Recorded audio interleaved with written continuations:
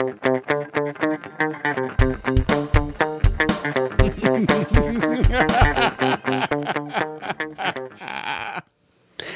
and welcome to The Villain Was Right, the podcast where we look at movies and TV shows from the villain's perspective and dare to ask, were they really all that bad? I'm your host, Craig Fay. And I'm your host, Rebecca Reeds. And this week on the podcast, it is audience choice time. Yeah. Oh, audience choice. This one was tight. This was so tight. We did a back to school kind of poll, so it was accepted.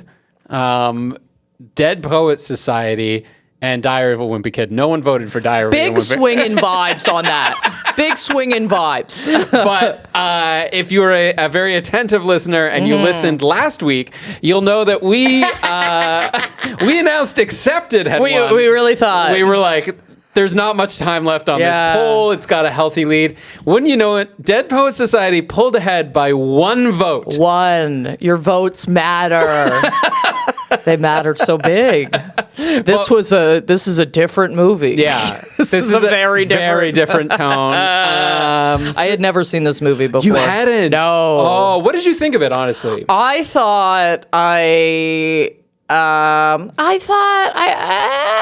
I'm a medium on it. A medium. Some of the tones of this movie, I'm like, I don't know if this is for me, man. Yeah. Also, I should have really guessed the end by the title. Yeah, if you haven't seen it, trigger warning, self-harm and everything. Yes. Well, what's weird for me is, like, I had seen this movie before. Okay. And I remember it being, like, held up as a classic. Like, it was like Robin Williams was nominated for an Academy Award, and like it won Best Screenplay in '89 and that sort of thing. And I thought this was like a universally beloved movie. Okay. And then I was reading the Wikipedia for it, and they're like, Siskel and Ebert hated it. Like, they were like, it was a waste of an Oscar nomination, all the rest. And I was like, oh, this is movies a little more controversial than the like unquestionable classic I kind of had put it up to be, you know? Yeah, I just think there's parts of it where I, myself as an adult watching it, or like if I had watched it as a teen, I think I would have been like, oh, this is so deep. This is so good. Wow. What a great cinematic adventure. And watching it as an adult, I'm like, no, not this. Not this, almost boys. Like they had some good points. Yeah, like, yeah. Yeah, watching movies as an adult is siding with the administration. Sometimes. But guys, if you have not seen the Dead Poets Society, here's basically what happened. So we're introduced to this, all boys boarding school in, I think, New England somewhere in the States, and 1959, and it's the Welton Academy. And start of a new school year, and they kind of do this spiel about how we're a university preparatory school, and like 75% of our graduates go on to like attend the Ivy League, blah blah blah. And we have the motto of respect and hard work and whatever their motto is. Anyway, it kind of comes across as this like very strict Catholic boarding school. And we're introduced to basically some of the kids. Neil, who we were saying before, that's the doctor from House, the other doctor from House at a very young age. Todd, who's his new student. He's a roommate, very shy. He's played by Ethan Hawke. Again, very young Ethan Hawke. And then we kind of have the other guy is Knox Overstreet, who's like just another guy in their club. I don't think that's the main three, right? There's and then other Charlie, boys. I would say, was pretty. Maybe he was about. He was about a lot. Oh, okay.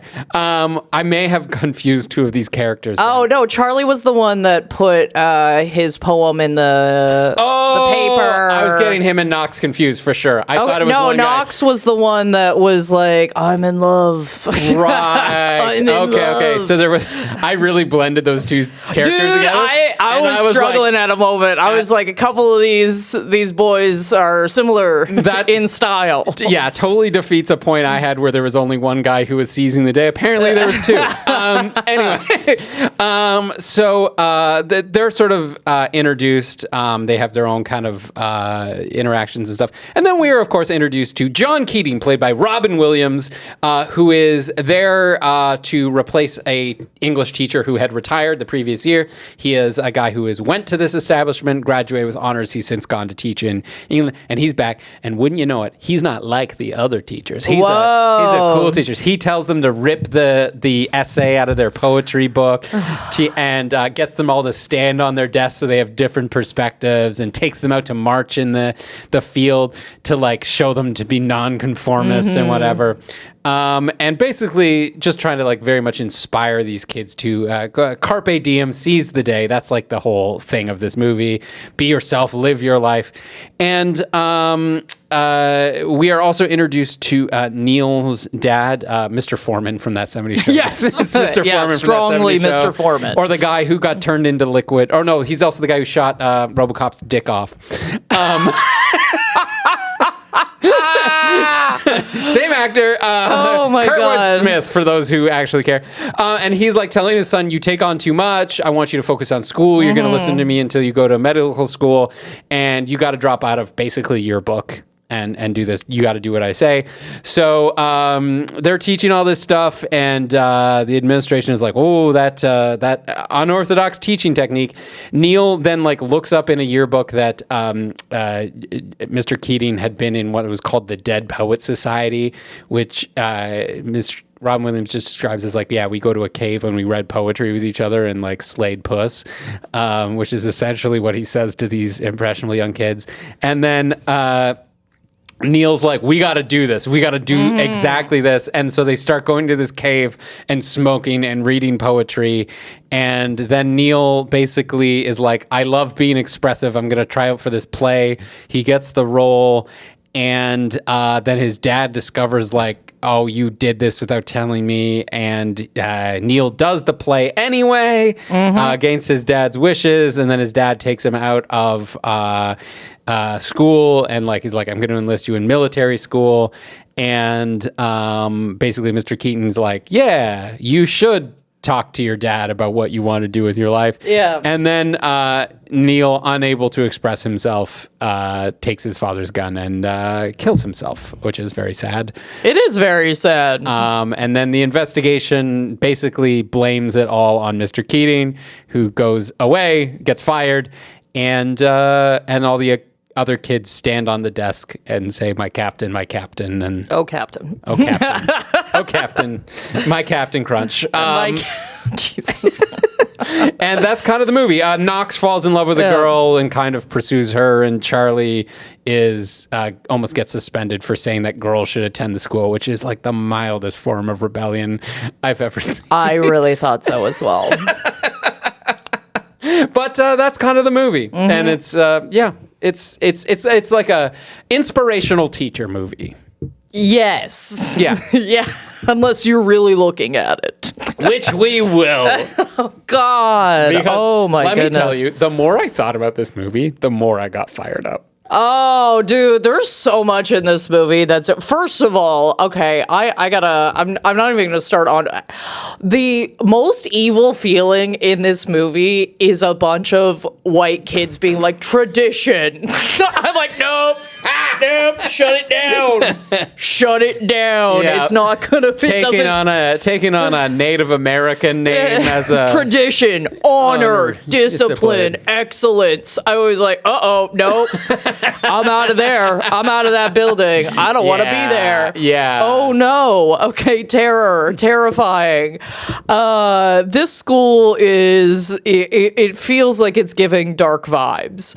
You think so? I think so. I don't think, well, first of all, I don't like the idea of private school. Yeah. I don't like the idea of private school. I also think, and maybe I'm wrong, like, this is something I'm so on, but I don't get when it's like, okay, you're going to an all-boys school or you're going to an all-girls school. I'm like, we live life with everybody. Oh yeah. we live life with everybody. I think maybe. Yes, you have my full agreement. Okay, so it just always gives me the creeps a little bit. Is where I will start with that. It's kind of an unnatural division of society, right? Yeah. Where you go like, I've said this about roommates before. I've said this about like just people living together, cohabit, like mix it up. Oh yeah, that's fine. Like if they're your friend and you know them, yes, fine. But no gender norms, but there's certain energies that cancel out when you have guys and girls living with each other. You know what I mean? I think the worst impulses of each are canceled out a little bit. You know what I mean? I don't know. Sometimes I just feel like I'd end up being the cleaner. Yeah, exactly, right? Stop! Why would I want No, why would you? No, but you would probably inspire people to be cleaner. Oh, you would think. You'd be surprised. You'd be surprised. That's not exactly how that works But out. yeah, I agree. It's so weird that you're like, we are going to prepare you for life. Like literally this is called a preparatory school. And they're like, but we're not going to teach you how to do math when there's an attractive girl next to you. Like that's too far. Believe it or not, you got to concentrate when there's attractive people around you. I just find it fundamentally creepy. So you know what? I would love to start. I want to start with who I consider the creepiest character, which is Knox. Oh, okay. So you're going after the boys. I'm going to start with the boys. Knox. Okay, so Knox takes this carpe diem into I'm going to do whatever I want. Okay. And this is where I'm also going to defend Chet, Chris's boyfriend. Okay. Oh, yeah. He's a villain for sure. He's a villain. Okay. Yeah, so I forgot he goes to visit a house that he doesn't know and sees a girl, falls in love with her, and chases her like crazy. Okay, so yes, that's exactly how this starts. Okay, he goes to a house or her house, sees her, immediately is like, I'm in love with this woman. Most beautiful girl I've ever seen. Most beautiful girl I've ever seen. And at one point later in the movie, she says exactly what I was yelling at the screen the whole time. You don't know me. Okay, he doesn't know anything about her aside from the fact that she's a pretty cheerleader. That's it. Okay, that's all he knows. And then he says, oh, that football boyfriend's a douchebag. You know all I've seen this man do? Because I know they pitch it as this like, oh, this guy's macho. He can't handle another guy around circling his woman. No, he was kissing a passed out woman. Yeah. Okay, he was kissing a girl. Okay, kissing a passed out girl, beat him up. Get him. Yeah. Get him. Okay. Yeah. And I just saw, honestly, I think Chet did the most heroic thing in the entire movie. Yeah. Which was attacking this man for kissing a passed out girl. He then, oh my God, after that, okay, after this has happened. You're absolutely right. Oh my God, I was so mad. I was like, this is our hero? This is what this man has inspired these children to do? Yeah. So then after this, he goes, oh, you know what? I'm going to go to her school. Okay, so I'm going to go to her school, try and give her flowers. Her immediate reaction to the sight of Knox is, oh no. What are you doing here? Yeah. If I see somebody and they say, oh no to me, I turn around. I turn around. I'm not the Kool-Aid man. Okay, I'm not bursting in here, all right? Oh no means, oh no, I'm going to leave. Okay, I'm out of here. She goes, oh no. He goes, no, please take the flowers, take the flowers. She goes, no. First of all, my boyfriend's going to whoop your ass, okay, if he sees you. Second of all, I don't want anything to do with you. It's a hard no for me. Then he goes into the classroom. I cannot begin to describe how much this is my worst nightmare, Craig. Like secondhand embarrassment? Yeah. I don't even like public proposal. You know what I mean? Like and it's fine for people that like it. I'm not trying to yuck anybody's yum. I'm saying for me personally, public proposals, singing to me, reading a poem out loud about me in front of all of my classmates, kill me now. Kill me now. Yeah. Because they're never good. This is a high school man. It's not good. You're not cooking. You're not cooking yet. We don't have enough life under our belt to be cooking. Okay, now, and I'm not saying these high school boys shouldn't be writing poetry. I think that's wonderful. I think that's a beautiful outlet. We got to get a few drafts under our belt first here, boys. Okay, we can't. That was a page one. You know what I mean? That's a page one rewrite, sir. Okay, we need something a little different. Page one rewrite, and for poetry, they're usually only one page. So it's really saying something. It's a full rewrite. It's a full rewrite. Then, okay, she shows up to the school, and she's like, "Please, I'm begging you to stop bothering me. I'm begging, okay? I showed up here because this is your ground. This is neutral, okay? Because I don't want to see you at my school anymore." And he goes, "Well, you wouldn't be here saying no if you didn't want it." That was basically his whole vibe. And that was his whole arc. That was his whole arc. And then he goes, "Listen, I promise I'll leave you alone if you just come to this play with me." Okay, so now, what is that, like blackmail? I don't know what I would qualify that as, but it was not threats. I will not stop bothering you unless you come to this play with me, and if you don't have a good time, then I'll leave you alone. You are not you have not listened to one of this woman's boundaries. No, one of this woman's boundaries. Chet. I am so team Chet. Yeah, okay. yeah. I am so team Chet. She left that building and went, "All right, great. Never going to see you again. Perfect." I did it. I had to sit in a dark, silent room and watch a amateur play just so you would leave me alone. Also, come to the play, and if you don't like me afterward, that's the worst. Like, if you did want someone to fall in love with you, zero personality is being shown by sitting and watching a movie or a play, because you are sitting there in silence. You know what I mean? Yeah. It's like that's why a movie is a bad first date. You don't know anything about me. Then ask a question.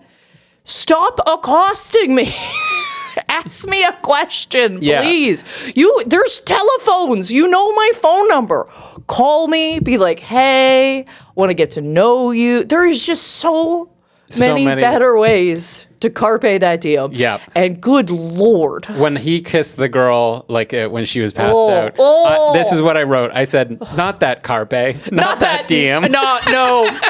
No, sir. We have taken the wrong lessons away from this. And taking the wrong lesson is, I think, the theme of this movie, because I've got so many arguments here, and I'm just going to start it with what I think the full title of the school is or should be. Okay. Which is the Welton Academy for the Dangerously Impressionable Boys. Yeah, I mean. Because literally everything these guys do is just mentioned to them as an idea. Yeah. Neil particularly just gravitates to anything that is suggested for him. And that is one thing I want to point out with his father, right? His father, we start with his dad. First day of school, his dad, Mr. Foreman, shows back up, and he's like, "I'm taking you out of the annual yearbook, essentially." Yes. Right? You've got too many extracurriculars. You need to focus on your grades. Yep. And that is presented as a look at this guy being so controlling over his son. Like, doesn't even let him do extracurriculars or anything like that. And then you go through the movie and you realize, the Dead Poets Society is just literally, he reads about it in a yearbook and then is like, "I'm going to do that." Yeah. He sees a poster for a play and is like, "Oh, I'm going to do that." Literally anything that is suggested to him, he just takes up as a new passion, right? So that is who this kid is. And so for his dad to be like, "No, stop taking on new things, focus on one thing." And also, it's highly suggested he has other extracurricular stuff he's doing. Well, yes, he says you have too many. Okay, you have too many. We don't have as much money as the other families that are here. We're putting as much money into this as we can. Obviously, it's expensive to be here. Yeah. It must be. I'm assuming. I'm just gonna run that assumption. Okay, it's expensive for you to be here. We really need you to focus, and I don't want you to burn out. Also, I wouldn't qualify yearbook as a creative outlet. I'm sorry. No? No, I don't think so. I gotta be honest with you. Even if it was a conversation of, hey, can I drop... Because I feel like there was a couple more conversations that needed to happen here. Where he's just like, oh, maybe if I drop all of my other extracurriculars, would you mind if I acted? Would you mind if I did this play? Sure. A little negotiation. I mean, also, he's running in hot as well, where he's like, I'm going to send you to military school because I saw you, in a play. with a crown on stage, and I won't have that. And again, obviously, that's way too far. Okay, I would say that's way too harsh. But that's also, we're still in a reactive period. Okay, we're having a reactive time. Let's breathe for a second, see how we feel. Mm-hmm. Come back to the negotiation table. Yeah. I mean, I and we don't see the relationship with this dad other than like a couple scenes. Mm-hmm. One of which is like, my son is now dead. Oh God, that's such a sad scene. And I need the school to investigate this because clearly something got fucked up, and it did. Well, I also think even if you take the stance that the teacher did nothing wrong, if I'm a parent and I've just lost my child, we need to be looking into some stuff. Yeah. We need to be looking into some stuff for sure. The culture there. My brain can't handle this. No. My brain can't handle this. No. We need more people on this. Absolutely. Yeah. And like that's another like thing. It's also why we don't you shouldn't keep guns in the house. Oh, no guns. No guns. It was 1959. It was a no guns. But yeah, it's everything. Like the Dead Poet Society is so indicative of the problem with Neil, which is just like it's just like you read about it, you asked your teacher once, and then he's like, I've got to do it exactly the same way he did. Why a cave? Why a cave? Why? What is... It's a sentence that Robin Williams says. He's like, oh yeah, that... we used to go to a cave and read poetry, and that was it. That was it. And he's like, this has to be it. And go to someone's room and read poetry. Yeah, I don't understand. At one point, they're in some like storage space. I'm like, that would have been great for reading poetry. Nobody, we would have gotten in less trouble. Things would have been fine. Maybe we couldn't smoke, but I don't know what they were smoking. Like, these kids are so square. It definitely was not weed, right? Like they were smoking pipes, dude. Yeah. They're smoking straight tobacco. Yeah, right. Absolutely. And they probably bought it legally because it was 1959. And who was another small side villain, I think, is, or at least the movie presents them as such, is that redheaded kid that comes back and he goes, no, I told them everything. Our friend died. Yes. It's time to stop. And I'm like, yeah, buddy. And it's either Mr. Keating, who will land on his feet, or it's our future. So it's kind of like, Go teach it. Community college, bro. What are we doing here? Go teach it at art school. Yeah. This is, even if you disagree with textbooks, I don't think you should be like, rip them up. Rip them all up. Let's destroy. Even though I do agree with them, that was the dumbest fucking paragraph I've ever heard. It's okay. It's pretty brutal. Okay. Oh, are you going to defend it? I'm going to defend it. Because I couldn't do it. And here's the thing. Do not get me wrong. Love me a graph, Rebecca. Love me a good Excel spreadsheet. Him saying, like, if we plot the importance of it and its perfection on two different scales and do this, that's a little lame. But I will say, as a basis for learning to judge art, asking the questions, how well was it done and how important is the thing that they're talking about, is actually a pretty good start for art criticism, right? How well done was the Dead Poets Society, the movie? technically it was quite good. Like the camera work, like I don't think the cinematography was anything to write home about, but good. You know, it made me feel cozy. How important? Yeah, it delivered. I wanted a cup of tea. Yeah, you know? How important is it? It's talking about like we could have a good conversation on those two things. So while I agree that essay is real lame in that for a basis and remember high school students, right? Where you're like, is it good and is it important?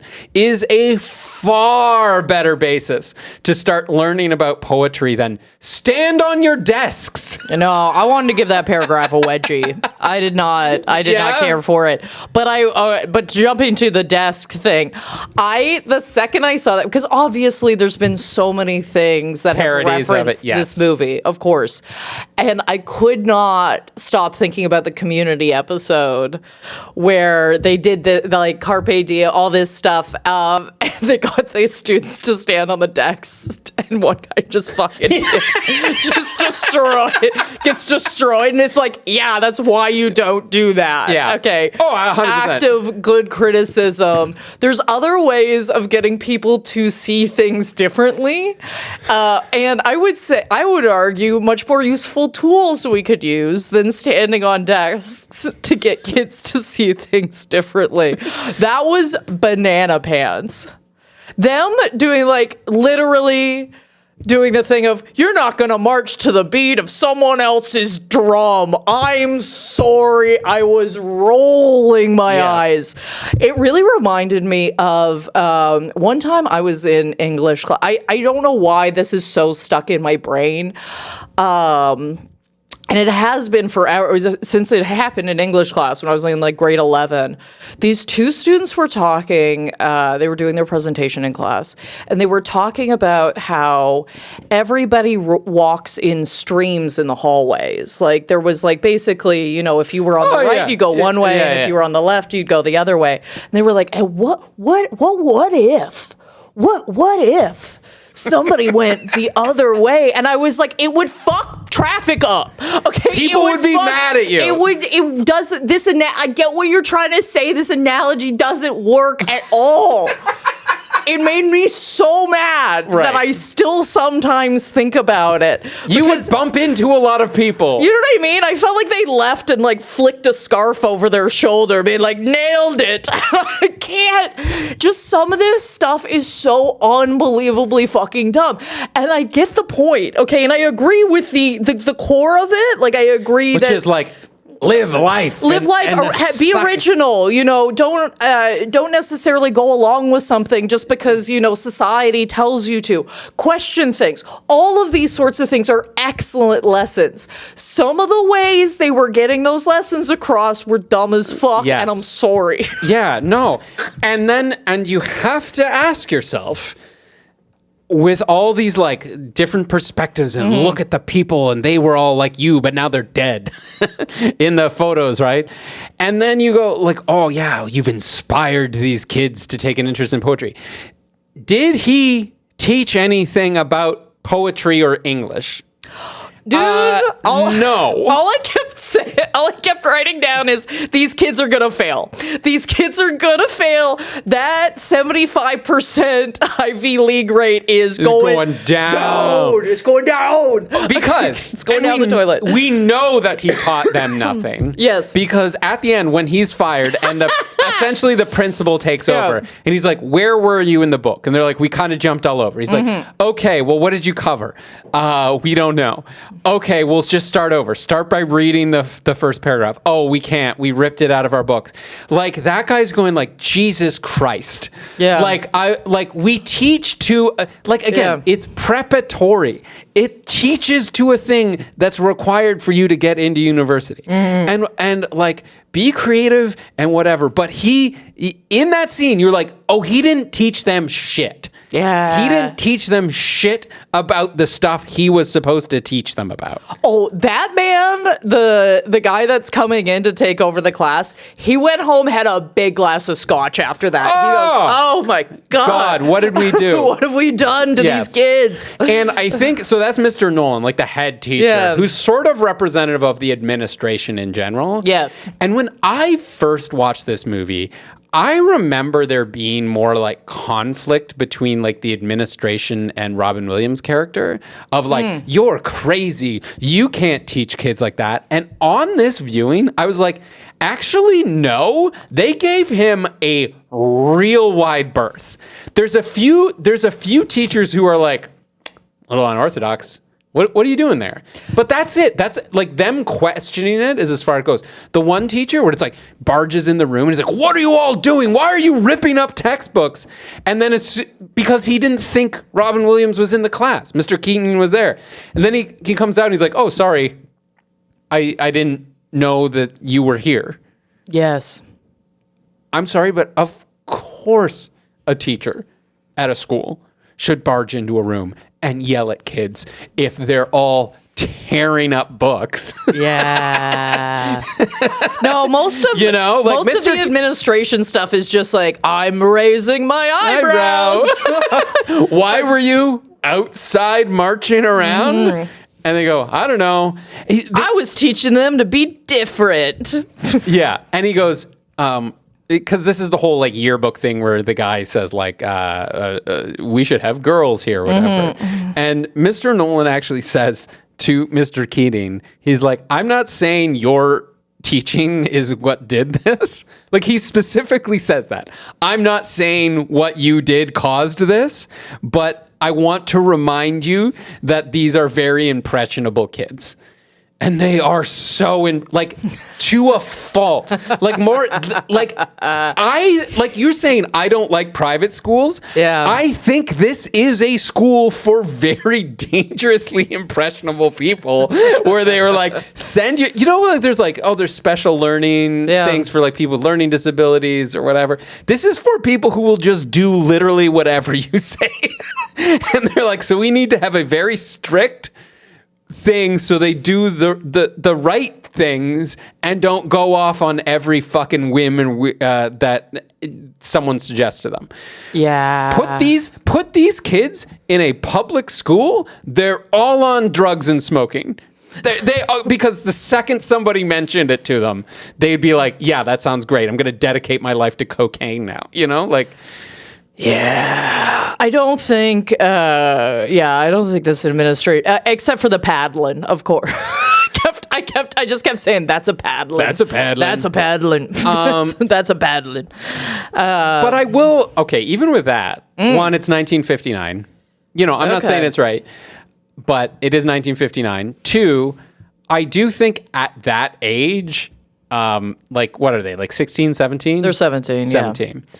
I think being paddled by an older man is more of a psychological thing than a physical thing. Yeah, and I don't like either. No, I don't like either. Fair enough.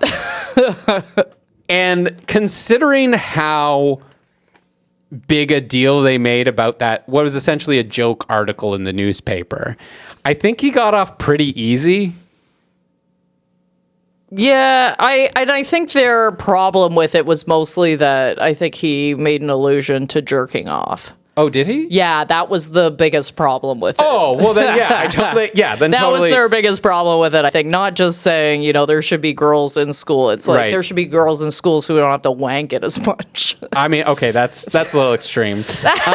But he does also follow that up with like God called and like he's being a class clown. Yeah. And they're like, we're not going to expel you because we know that's what you want. Yeah. And I also think the administration is not as strict on these kids as one they make it out to be. Because there's multiple scenes in the movie where like, oh, these teachers, they're yelling at the kids to behave. Mm-hmm. The one is, it's late at night. This is a boarding school. They come in the room and are like, come on, guys, settle down. Time to shut it down for the night. By the way, that's not a radio, is it? Two kids are building a radio. This radio? And they're like, no. And he's like, okay, because you're not allowed radios. Like, that's not a super strict school. I don't know. No radios. 1959. No radios. Up until 2 years ago, radios were the size of a house. You're like, it's more of a real estate thing. Yeah, it's like why you can't have a hot tub. Yeah, but also that's the exact like line of discipline you want to have with kids, where you go, Okay. you know that radios aren't allowed in school, but you're smart enough to build your own radio. Don't flaunt it in my face. Yeah, this is the warning. Like this is like how this is like how cops used to act about weed, being like, just go around the corner, exactly. go in the alley. What are you doing? Pretend to hide it from me. Yes, this is disrespect at this point. I'm trying to ignore it, and you're not helping me. I know you're smart. I don't care if you listen to rock and roll. Yes, just do it smarter. Yeah. Be quiet about it. Be quiet. Go to the roof, which you do later. Yeah. Which we let you do is how wide a berth these kids have. The other times we see them yelling, it's like they're brushing their teeth and getting ready for bed and just generally goofing off as teenagers will do.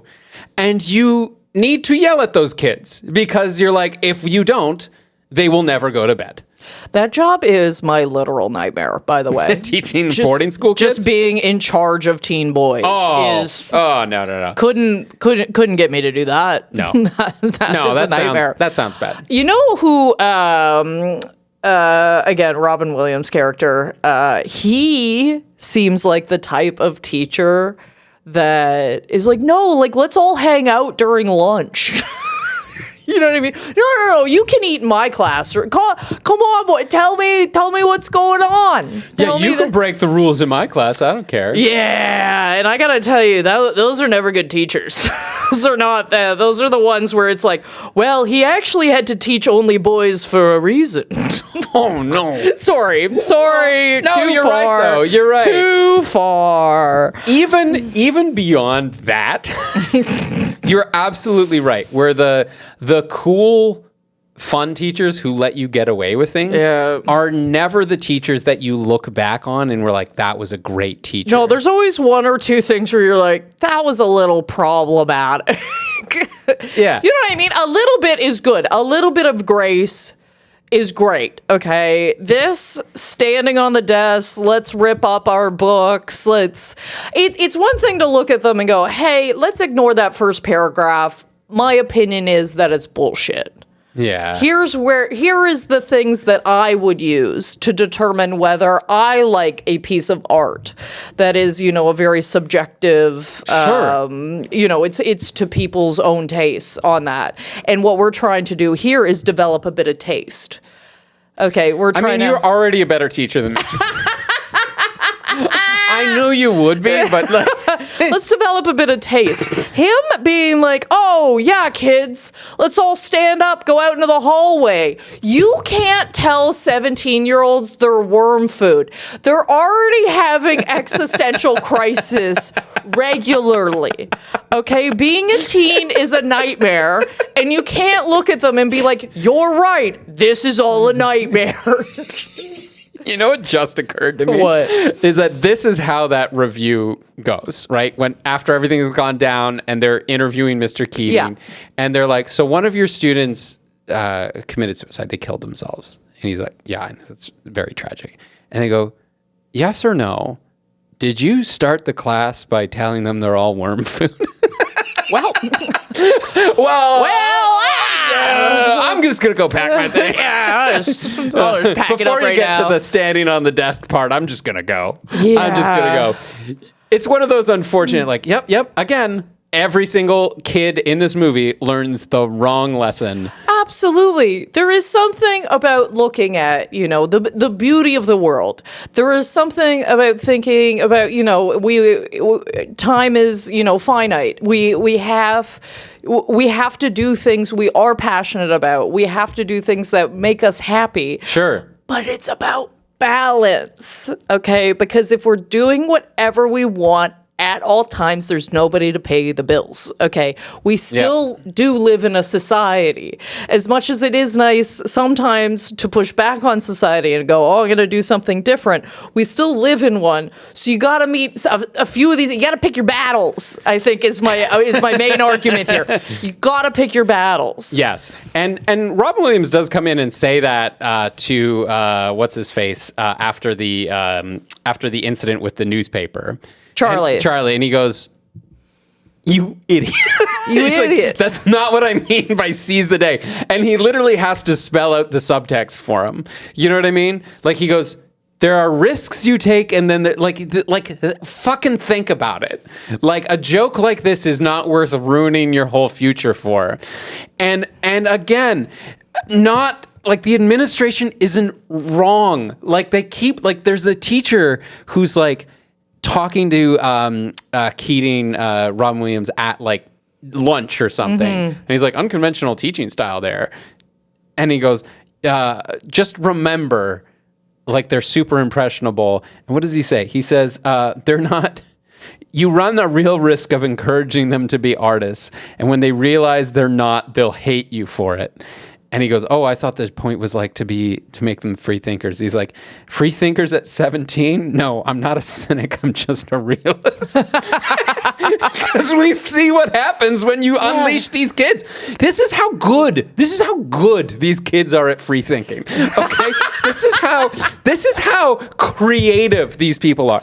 They read about the Dead Poets Society. Something an adult told them about, and we're like, yeah, let's do that, and let's do it exactly how he did it. Let's take minutes of our meetings where we sneak out of school and wear robes and smoke. It's not marijuana because they're that lame. We smoke pipes and read bad poetry in a damp cave because one adult said it once, and they take minutes. And Ethan Hawke's character is like, well, I can't go because the rules say everyone has to speak. They have rules for a thing they haven't even done yet. They could have made this club whatever they wanted and included whoever, done it wherever, but they are so good at free thinking. They just did a literal carbon copy of a thing they read about from 20 years ago. They are so uncreative. Well, this is the meeting of the free thinkers. Who's going to take the minutes?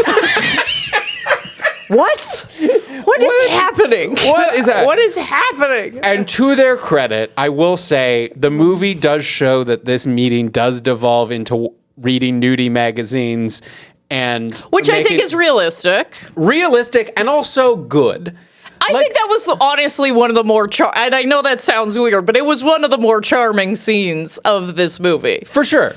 And they're like, and they start making fun of each other, and they start telling ghost stories. And I was like, oh, this is what you sneak away to a cave to do, not to read Byron. Not to read Byron. Not Byron. Not Keats. Well, we go to a cave where it's damp and dark to read poetry.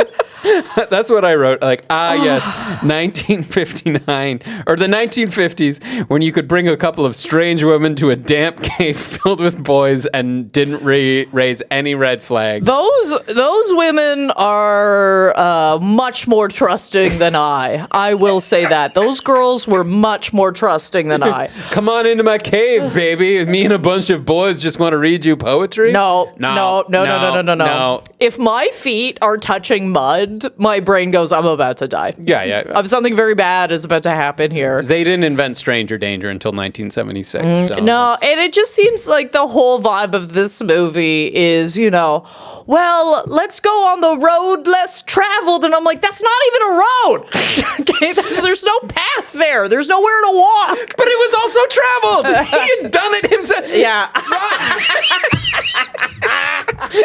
Like, that's my you're point. Right. You'd already pick the road less traveled, and they all pick the traveled road. We're going to copy exactly what you did. Yes. And this is going to sound harsh, but for them to be like, one, your 17-year-old days, those aren't the carpas you need to DM. You know what I mean? Those aren't the DMs to carp. You know what I mean? Like I'm sorry, you're an idiot at 17. Let a few of those days. We all are, though, to be fair to these boys. Absolutely. Every single... I'm saying this generally for everybody. Let a few of those days slip through your fingers. You know what I mean? They're not all good days at 17. You know, if you're 40... Oh, C's every fucking day. You can, you know who you are. Time's a tick. You're 65. C's every day. You're 89. C's every day. Right? Me and you. We can C's every day. Absolutely. Suck the marrow out of life. Not when you're 17. It's 17. You're sticky. You're gross. You're dumb. Just let those slip through your fingers. Or just do them better. Good Lord. Just look at that girl, call her and say, hey, I like you. Not, hey, you're passed out on a couch, an opportunity. That's not, we're taking the wrong lessons. Yes. And it's so important. And I think when he's talking to Charlie about the newspaper and going, hey, you gotta look at this a little differently. We gotta pick which ones we're doing. We can't fuck up our whole life this way. Yeah. The fact that something had to happen for him to say that is nuts. Yeah. There's got to be a middle ground here. There's got to be a medium. Not all classes need to be outside. We don't have to go on a trip every day. Some of this can be, hey, let's all pick a poem and read it out loud so that we get a little more comfortable with ourselves. We can start developing a bit of taste. Okay, so some preferences. Okay. How is Rebecca's poem worse than James Joyce? Well, let's look at the graph. Rebecca scores a good 0 out of 0 on both, making the area 0. 0. But yeah, absolutely. Here's we would both be better to you. And I hate poetry for the most part. I'm so medium on poetry. I'm so in the middle. Yeah. Where I have heard, I always have this thought of like, oh, a spoken word's dumb. And then I'll see somebody do it really well and I go, oh, no, actually, I get it now. I get what you're doing. But I've seen too much of it done poorly that I think this is a bad art form. And then I see somebody do it well and I go, oh, that's really hitting me. Okay, I see the power of this. I hear the beats. I hear the rhythm. Yes. I can see why this is different than other art forms. Same with poetry, where I just think but then, I compare it to comedy and I go, oh yeah, it's the same. Oh yeah, it's all the same. There's just so much garbage. Yeah. And then there's this good, there's the cream on it. And you go, oh yeah, that's the business right there. Yeah. None of these are better than other art forms or worse or what have you. It's just, most of the time, unless you're really looking into it, you get the sea of slop first. 100%. And then we look at the good stuff and then you go, oh, no, I get it now. Yeah. I get it now. Yeah, and that's one thing I love where it's like occasionally, like I'm not educated in visual art, painting, anything like that, but occasionally you'll see a painting, you're like, I really like that. What is... what is it about that picture that I love? Or poetry is the same way. In general, like Bukowski. Like I've talked before on this podcast how like I discovered Bukowski and I was like, I love it. It hits me in a way that no other poetry ever has. But I'm also not going to take it too seriously. Like I saw this. It was a tweet and it was like, people lounge in the shower but run in the rain. Why is that? It's like Charles Bukowski, and someone's just like, yeah, Bukowski, real deep there. Do you also go into the shower fully clothed? Oh, it's the worst. Yeah. I hate that feeling of why do people eat when they're hungry but duck when you throw an apple at their head? It's just like, this is great. This is great literary criticism. But like, speaking of art, weirdly enough, there is a quote about art and creativity that is actually from Ethan Hawke. Oh, okay. Yeah. But he made it like, this is like 30 years later. They're like interviewing him or something. And I just want to read it because like, this is actually Like, this is what you should open up a poetry class with, in my opinion, where it's like, don't rip this out, but read this quote from Ethan Hawke, which is, so you made this quote in 2020, like 30 years after the movie was filmed. So you have to ask yourself, do you think human creativity matters? Well, most people don't spend a lot of time thinking about poetry, right? They have a life to live, and they're not really that concerned with poems until their father dies. They go to a funeral, you lose a child, somebody breaks your heart. They don't love you anymore, and all of a sudden, you're desperate for making sense of this life. And has anybody ever felt this bad before? How did they come out of this cloud? Or the inverse, something great. You meet somebody and your heart explodes. You love them so much you can't even see straight. You know, you're dizzy. Didn't anybody feel like this before? What is happening to me? And that's when art's not a luxury, it's sustenance. We need it.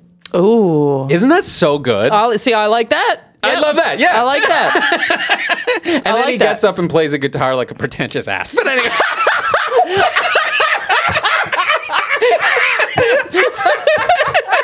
That's right. Yeah. Oh my goodness. Yeah. Like, intro to poetry. That's what we need, right? Yes. I also think his character, because there's a scene where, he gets them up and he goes, okay, no, I'm going to force you to do this. Okay. You're like, oh, I didn't write one. I didn't write one. And there is an amazing lesson in there that is never taught, which is you have to be willing to fail. Oh. You have to be in life, you have to be willing to fail. It is so important. And that could be such a great lesson if it was taught properly. Like, when people ask me, because I teach a lot of, I teach a comedy class every week, and I get asked a lot what separates people, what allows people to do this, indefinitely. And I go, it's just willingness to fail. It's your willingness to show up and keep trying that will make you succeed at this art form. That's it. It's honestly, and I've seen people where I'm like, you're not talented at this. This is not something that comes second nature to you. This is not something you were born with, but you wake up every day, you try really hard at it, and I've watched tons of those people succeed. Yeah. Because they're willing to fail, and they're willing to try again, and they're willing to chip away at it, and it's what they really like. And that is absolutely the lesson that they should have learned. And the thing... The sort of addendum I would put on that is, like, in class is the place to fail. Yes. Like, that's where you try it out and there's no repercussions to failure. Get up and read your poem. Great. Did it suck? Absolutely. Yeah. It's going to for a while. Yeah. And you know what's so weird is I loved writing as a kid. Like, I would write stories like that. Like, me too. I would go up into my room and just, like, write on, like, white pieces of paper, old printouts that, like, my dad had brought home from work, like, with the holes on the side, the dot matrix stuff, and, like, there's printouts on the other side, but, like, blank on the other. So we just had, like, reams of this stuff because, like, it was going to go to waste anyway. Yeah. And I would write, and, like, to the point where I couldn't even keep my lines straight. Like, as my right hand moved, it, like, arced down because it was, like, pivoting at the elbow. So all my stories, like, look like rainbows, but that's not intentional. And I would just write and write and write and write. And I remember someone saying, or, like, me coming to realize that, like, like 10 years from now, you'll look back at this stuff and know that it sucked. Like, and not as, like, a criticism, but just, like, the stuff that you start with will be bad, and just accept that. Yeah. And I was like, well, no, it's not going to be bad, though, because this is good. Well, not me. Not me, though. Like, why would I be writing this? Yes. And, like, I stopped writing for a while, I think, because I finally internalized, like, this isn't as good as I want it to be, or whatever. And, like... Or what's the point of doing this if it's not going to be as perfect as I want it to be in, like, 5 years or whatever? Yeah. And that was such a weird time, because it's like, why didn't you learn the lesson that, like, just write because you want to, and it's not a failure. It's like you're building up to it, you know? Anyway. Totally. Yeah. Very strange. Wow. Well, to the credit of it, because I don't think this is a bad movie at all. No. Okay, it really isn't. As much as we've like kind of ripped it to shreds all about. It made me think a lot. Yeah, is what I will say. And good movies do that. Good movies make you think a lot. They go, okay, like what is the messaging here? Maybe even what it should have been, or what am I taking away from this? You're saying on the horizontal scale it was very important. I fucking hate that graph, man. I fucking hate it. No, but I agree. And it's also just nice to see inspirational teachers, right? Yes. Where you're like, oh, this doesn't have to be dry. We can... Oh, totally. But we don't have to be backwards hat rapping at kids either. Okay, there's somewhere in the middle that's really nice. Okay, there's just somewhere right in the center that's a good idea. Okay, you know what I mean? Yeah. Shit. Yeah. All right, are we feeling it's time to... I think the admin was right. The dad was right. These kids are dangerously impressionable. None of them are going on to creative fields. So I have the Carpe Diem scale. Love it. So from the most innocent of Carpe Dieming, which is skipping in a meadow, all the way up to stealing a ball that a kid caught at a game. Yeah, they're seizing it. they're going for it. See something. I am going to give the administration a screaming at the ocean. Okay. I mean, you're probably bothering a few people, but it's not that bad. Yeah. I would say pretty medium as far as I'm concerned. Love it. What do you got? Yeah, so I've got the two roads diverged in the wood scale. Okay. Perfect. Okay. Perfect. Very good, Craig. So on a scale from the well-traveled path to the one less traveled, I mean, we have Mr. Nolan, the representative of the administration, the well-traveled path. Mm-hmm. Some people don't need to tread their own path, man. They're just not suited for it. It's well-tread for a reason. Just fucking leave it. Great. Yeah, this is good. Love it. Yeah. And team, before we get to our heroes and villains of the week, as always, there's a couple ways you can help out the podcast. We are on Patreon, patreon.com/The Villain Was Right. We do 2 bonus episodes a month on our top tier. This month we're doing Not Another Teen Movie and Disaster Movie. Kind of a parody movie, double feature. We're comparing, and those movies are not the same. They are not the same. As we said off the top of this episode, this was an audience choice that was swung by 1 vote. If you would have preferred to hear Accepted, which we might do anyway a little later. I think we'll do it pretty soon. I think it was too close for us not to do it. So we'll definitely be covering that movie soon because the people have been heard. But if you want your voice heard, please hit us up on patreon.com/The Villain Was Right.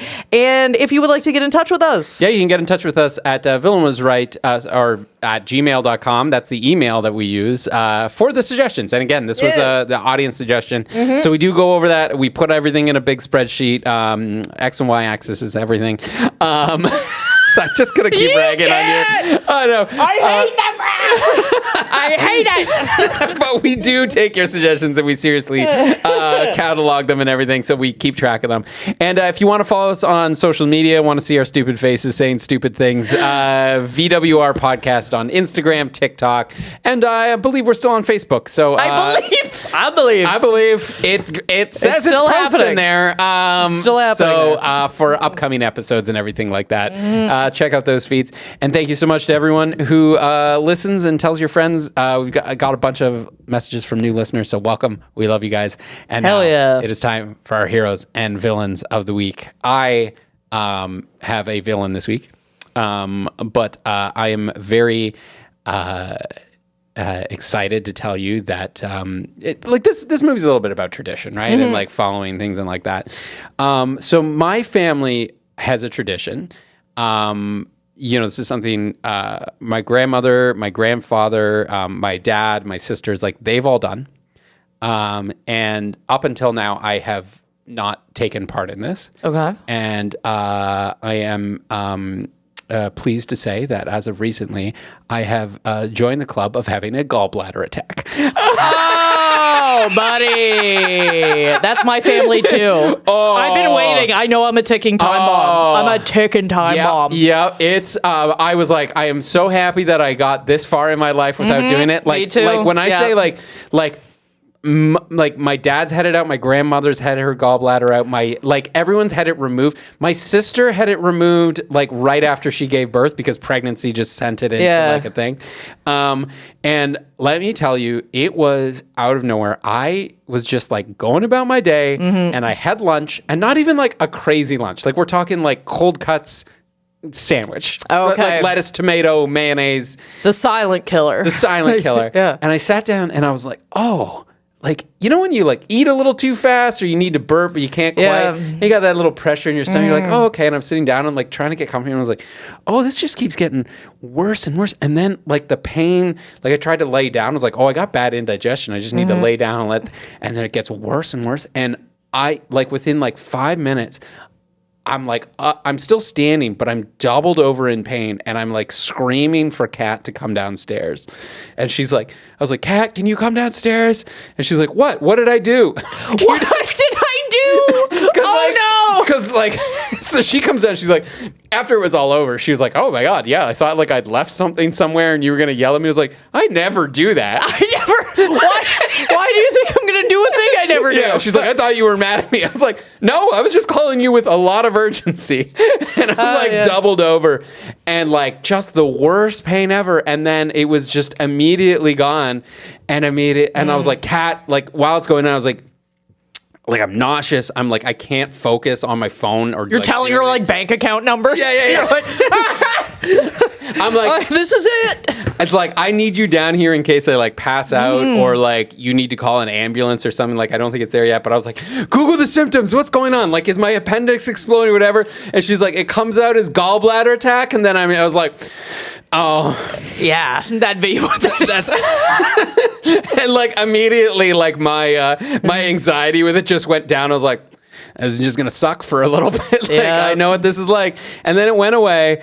And then I was just like, all right, well, that sucks. Got on a text thing with my sisters and was like, is this what it feels like? And they're like, that sounds like what you got. Yep. Yeah. And then I immediately went online and booked an appointment with my doctor. It was like possible gallbladder attack. And part of me is like, oh, she's going to be mad at me for being so presumptuous. Like, don't tell me what it is. So funny. Like, so I'm just going to be like, listen, family history. I know exactly what it was. Yeah. No, I have the exact same family history. Yeah. Like 11 of my aunts and uncles have their gallbladder removed. Like my dad, the whole team. It's like I was looking at all the like things that like predispose it to you. And you're like, if you're a woman, if you're this or you're that, it's like, or family history. Yeah. Like family history. It's like, no, that's going down. So anyway, happy quote to join the family. Hey, we love it. What do you got for us? I've got a hero because I thought, let's end on a nice note after this dark movie. My hero of the week is my students. I love my students. First of all, I didn't realize how much I would love teaching. It's just so fun and it's so rewarding and it makes me so happy to watch people succeed in doing something that they want to do. It makes me feel so happy to have helped them there. Yeah. It's just so unbelievably rewarding. But I got an email from a student recently who told me that they think I'm the best teacher they've ever had, and I literally cried. I literally just cried. I was like, oh my God, it's so... You know when you're just having a week? Yeah. You know what I mean? I've been having a week. I'm like, it's been a tough week, and I got that email, and I was like, oh my gosh. Like, I just started crying. I was like, that's so nice. And just, I get emails from students, and, they'll send me, like, little cards and stuff like that.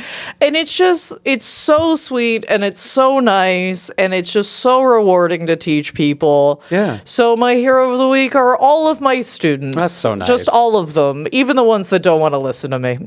I still love you. I still think you're great. Yeah. And I'm glad you set out to do a thing and you do it. And it's just really cool to watch people do that. Yeah. Because it's not like, obviously, like I'm helping, but you're driving the ship. You know what I mean? Like, you still have to show up. You still have to have the creativity to do this. You still have to have the fucking stones to get on stage and do something you've never done before. And a lot of the people I teach are actually older people. And I just think it's really cool to watch these people go, no, this has been on my bucket list. I really want to try it. Even some people I get, they're like, oh, I just want to be better at presentations at work. And I'm like, oh, that's a sick reason to be here. I just think that's so fun.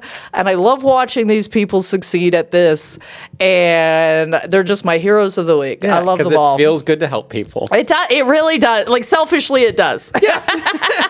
Selfishly, it feels really great to do that. But also, it's also just inspiring for me to watch those people because it makes me work on my own stuff more. It makes me go, oh, that was just such a creative...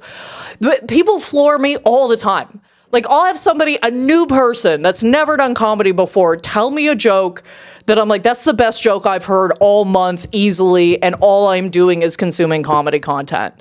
You're so amazing at this, like, right out of the gate. Yeah. It's so cool to watch. So yes, 100%, they are my heroes of the week. So team, as always, you can follow me at Rebecca Reads on any platform of your choosing. I have a very important date coming up. I am recording my album /special at Comedy Bar Danforth, October 16th. There is a 7 p.m. and a 9 p.m. Tickets are $20. If you cannot afford to come, but you would like to come, DM me and I'll get you a free ticket. I would like, fans there. I would like people that like me there. So if you are like, you know what, I'm kind of hard up. I would love to be there. Can't afford it. DM me. I will give you a free ticket. Don't even worry about it. Do not stress. I don't want you to have any anxiety about messaging me. I will give you a free ticket. No problem. Love you all. Craig, where can people follow you? Follow me at Craig Fake Comedy. Fine. Really? Sorry, I feel like I took the wind out of your sails there. I got nothing coming up. CraigFay.com for show dates. You guys know where to find me. Oh, yes. And as always, we've got a fabulous episode coming up next. We are covering the first season of Peacemaker in honor of the second season coming out. So stay tuned for that episode next week. And as always, this is The Villain Was Right, reminding you to not stand on your desks. Love it.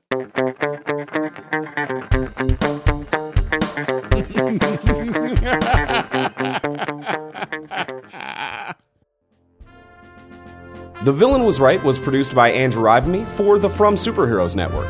For more great podcasts like this, as well as YouTube series, webcomics, and so much more, visit FromSuperheroes.com.